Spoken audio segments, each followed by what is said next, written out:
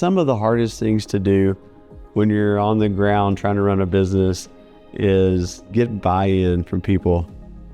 I got so tired of like making these agendas up and nobody would read them.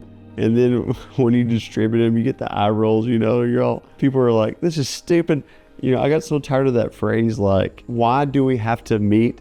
I have real work to do. When you don't know, that's the soft, squishy stuff that turns a whole organization. And you have to have that stuff in order to get unstuck and grow. But everybody fights you on doing something that you're trying to create to help them. That is frustrating. But they got to keep after it. Getting meetings starting were hard. Another really hard thing was like, we did this thing where every Friday, essentially, you would email in to me and another leader and say, hey, here's really the high level summary of what I got done this week. What was a good thing about the week? What was a bad thing about the week? I mean, you've heard around the whole high-low thing, around the table, but we would do that.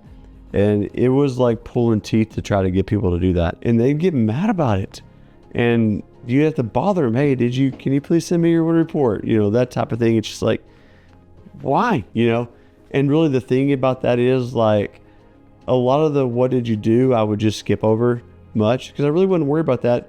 But you would find out what they're proud of on the high and what they were worried about on their low.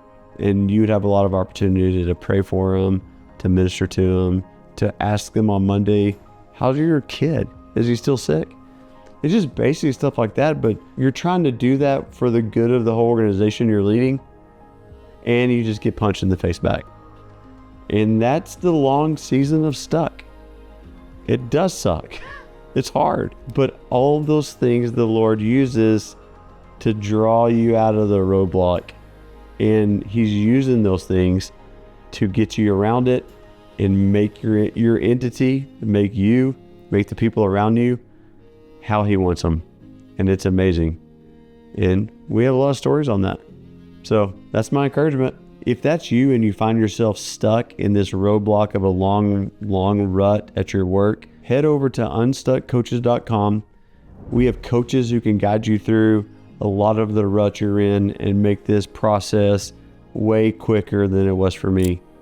Also, as part of the exercises on this roadblock, I'm hoping you're getting your journal, you're getting some quiet time with God, doing some of these exercises and asking the questions, because he is the master at getting you out of this rut. Hey, I'll see you there.